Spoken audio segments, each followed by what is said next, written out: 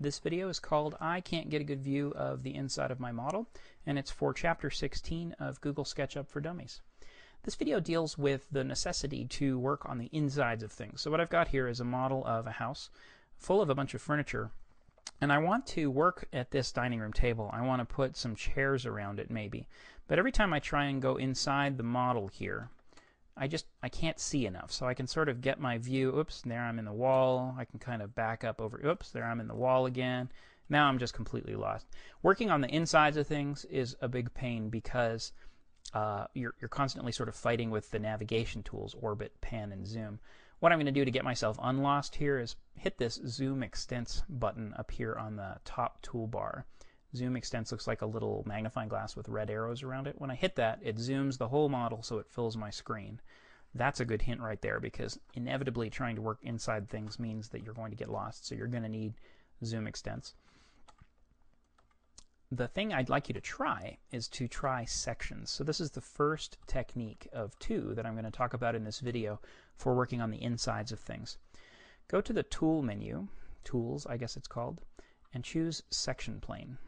And when you do that, you get the Section Plane tool, and it's this kind of green rectangle thing that you can lay anywhere. What I want to do is cut away the top part of this building temporarily, so I can just look down and then work with some chairs around this table or something. So I'm just going to click, I want to cut a section parallel to the ground, so I'm just going to click on the ground, which cut away most of the building. You can see I just have the bottom edges of the building visible, along with this orange rectangle that represents the section plane object that's cutting. I'm going to use the Move tool to just move that section plane up. And as I move it up, you'll see I'm sort of cutting through the building like that. But I'm just going to kind of drop it here so that I can see I can see the house that I want to work on. I'm going to get the Select tool and just click over here so nothing's selected. Now this section plane object is kind of bugging me right now because it's visible and it's making whatever's behind it gray, which is kind of annoying to me. So I'm going to go up to the View menu and choose Section Planes and just deselect it. Now the section plane is still active. If you look in the View menu, Section Cut is still active. If I deselect it, you'll see that the section cut is no longer active. Let's select that again. But Section Planes, that orange rectangle thing, is actually hidden right now. So all I can see is the inside of my model, and it's pretty simple. Now that I've got the table visible, I can get some stuff for it. So let's get the Components menu, and I don't think there are any chairs in here, but there's a table and chairs. So what I could do is I don't know, open up this little group of stuff and maybe move this little chair over to where I want it around the table. There we go. Okay. So now what I have is a little chair sitting around the table. You notice the top of the chair is cut off because that section plane is actually cutting everything above that height off. I hope that's pretty clear. But basically that's how you use a section plane, to cut away the part of the model that you don't want to see so you can get at the stuff that you do want to see. Let's get rid of the Components dialog box. I'm going to turn off my section cut, just like I did before. So we're no longer cutting away the part of the model that we didn't want to see. Let's work on another way of getting inside there. And this is going to talk about, actually this is going to deal with changing what's called your field of view. I'm going to go inside my model here and just kind of be standing, I don't know, I'm going to be standing over here or something. Let's get my let's see, go to Camera and then Look Around.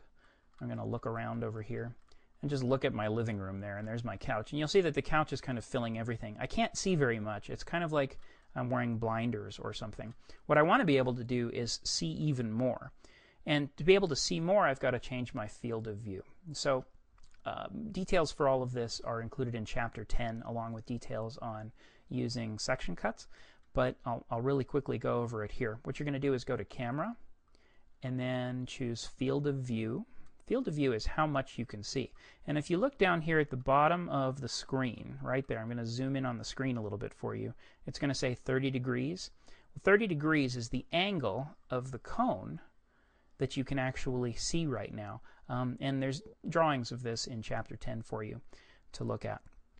The key to being able to see more is to have a wider field of view. So instead of having a 30-degree field of view, I'm going to type in 45 and hit Enter. And now all of a sudden, I can see more. I can see more in my model. Oops. I'm still in the Field of View tool, which is why things are kind of wonky here. But let's get it back to 45. What I'm going to do now is change that to maybe 60 degrees. There we go. And now that it's 60 degrees and I'm in, let's say, this tool, you'll see that when I'm standing there I can actually see a whole lot more. Okay, let's hope that actually makes sense. Let's go back to my look around tool. And now when I look around and my field of view is 60 degrees, I can see a whole lot more. There's another way to change your field of view too, and it might actually be a little simpler. Hit the zoom tool right here on the menu bar, or I'm sorry, on the toolbar. When you're in zoom, the default thing that you can set in the value control box down here in the lower right of the screen is actually the field of view angle in degrees, and right now we're at 60. Let's change that back down to 30 and see what we used to be able to see. See, that's a 30-degree field of view. That's a 60-degree field of view. So you can see that having a much wider field of view actually lets you see a whole lot more when you're inside things. So if we kind of turn around and look at that chair that I positioned next to the table, it's even better. Now, if I actually change my field of view to something wider than 60 degrees, let's go 90 degrees, look how weird everything looks. Everything's really distorted and just strange, right? This is like the movie effect that people have when they've been drugged or poisoned or something. Everything starts spinning. So the key is, if you set your field of view too wide, things are going to look really strange. So I recommend a field of view of about 35 to 45 degrees for exteriors and no more than about 70, 75 degrees for interiors. Okay, I hope that helps. All right, that concludes the video on getting a better view of the inside of your model for Chapter 16 of Google SketchUp for Dummies.